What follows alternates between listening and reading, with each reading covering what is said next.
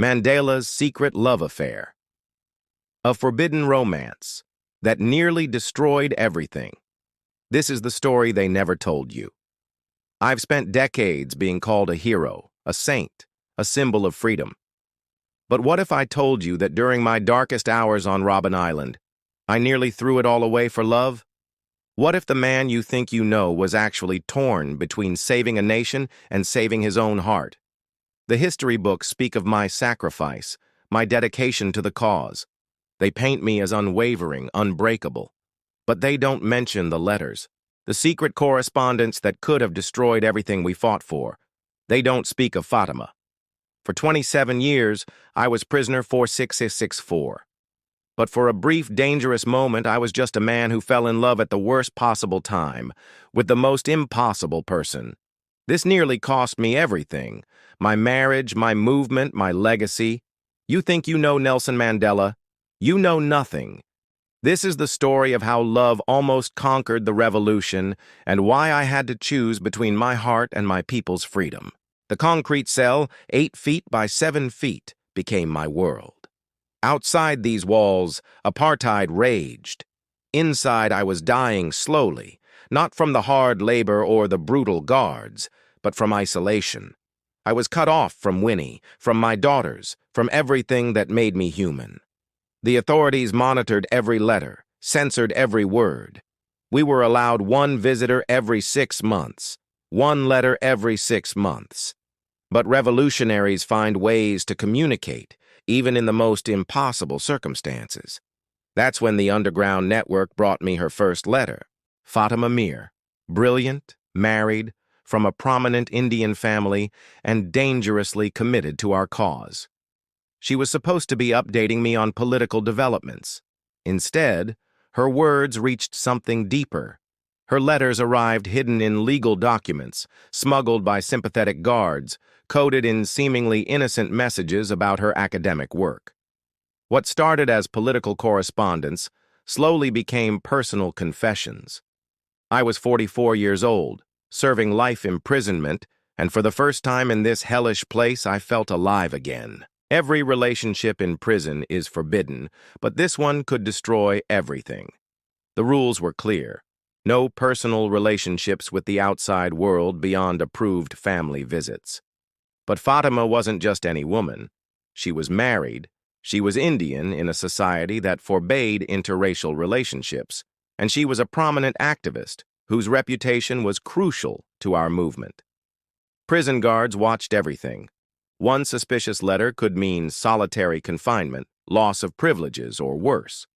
Exposure that would humiliate both our families and damage the struggle we'd devoted our lives to. But the real obstacle wasn't the guards or the censors. It was me.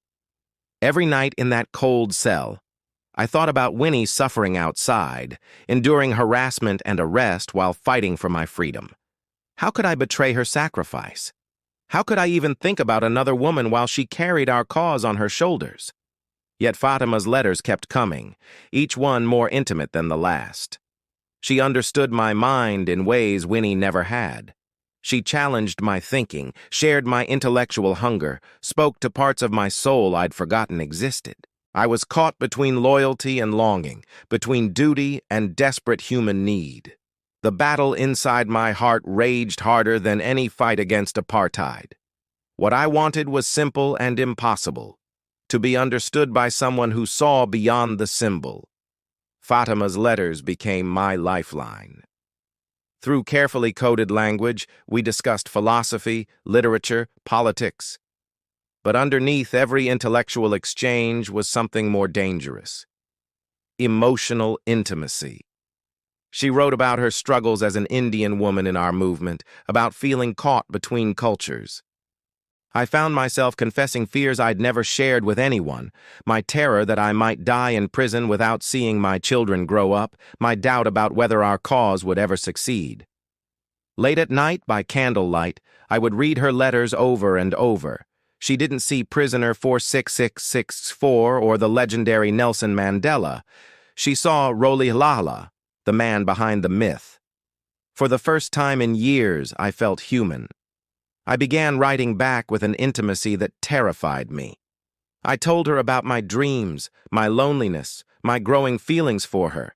Each letter was a risk, each word a potential disaster. What I wanted was to continue this connection, to build something beautiful in this ugly place. I wanted to believe that love could survive anything, even revolution. I wanted to imagine a future where I could choose happiness over duty.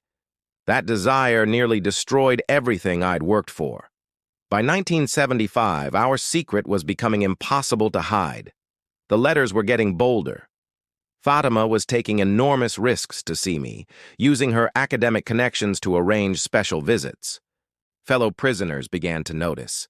Guards started asking questions, but the most dangerous obstacle was emerging from within our own movement. Winnie was becoming a legend in her own right, enduring police brutality, maintaining our family's dignity, becoming the face of our struggle. The contrast with my secret correspondence felt like a betrayal of everything she represented. Worse, some ANC members who knew about the letters were growing concerned. They worried that personal complications could compromise my leadership, that scandal could damage our cause at a critical moment when international support was finally growing. I faced an impossible internal struggle. How could I end something that gave me the only joy I'd known in prison? But how could I continue something that might destroy the movement I'd sacrificed everything for? The weight of representing millions of oppressed people while being human enough to crave love was crushing me. Every letter from Fatima brought both ecstasy and agony. Every letter from Winnie reminded me of the woman who deserved better than a husband, who'd fallen in love with someone else. I was slowly being torn apart. 1985. The letter that changed everything wasn't one I wrote. It was one that was intercepted.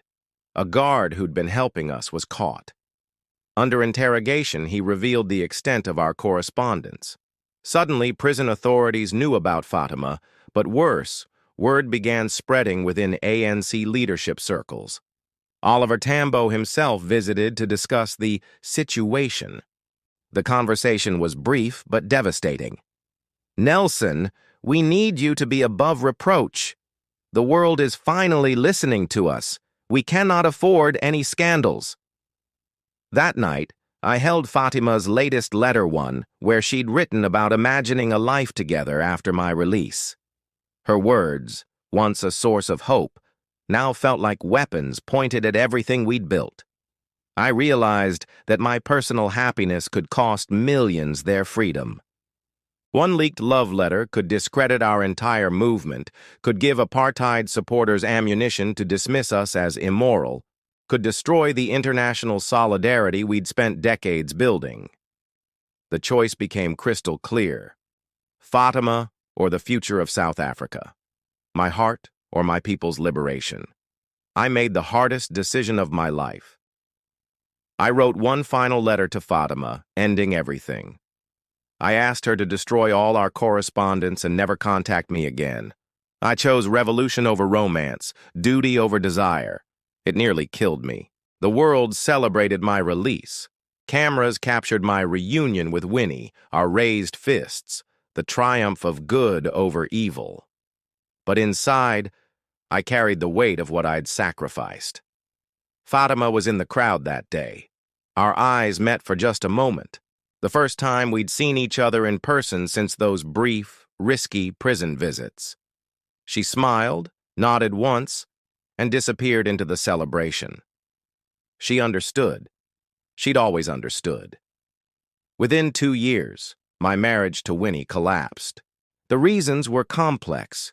Our different approaches to struggle, her controversial methods, the simple fact that 27 years apart changes people. But I wondered, if I'd chosen differently in prison, if I'd fought for love instead of just freedom, would I be happier now? Fatima never spoke publicly about our correspondence. She remained married, continued her academic work, supported the new democracy from the shadows. Sometimes I'd see her at official functions, always polite, always distant, protecting the secret we'd shared. I became president, rebuilt a nation, won a Nobel Prize, But late at night, I'd sometimes think about those letters, about what might have been if I'd been just a man instead of a symbol. Freedom, it turns out, has many definitions. Today, as an old man looking back, I wonder if the greatest prison isn't made of walls and bars, but of the choices we make between love and duty. The letters were destroyed, as I'd asked. Fatima took our secret to her grave. History will never know the full truth of what passed between us. But I'm telling you now because every leader faces this choice: personal happiness or public service, human needs or historical necessity. I chose history. I chose the movement. I chose millions of people I'd never meet over the one person who truly knew my heart. Was it the right choice? I freed a nation. But I wonder if I ever freed myself. You don't have to be Nelson Mandela to face these impossible decisions. Every day, people choose between security and dreams, between duty and desire, between who they are and who they think they should be. My question to you is this: when your moment comes, and it will come, what will you choose? Will you have the courage to follow your heart, or will you, like me, sacrifice love for a cause you believe is greater? The choice is yours. But remember, whatever you choose, you'll have to live with it forever. What impossible choice are you avoiding right now? Share your story in the comments below. Sometimes the bravest thing we can do is admit we're human.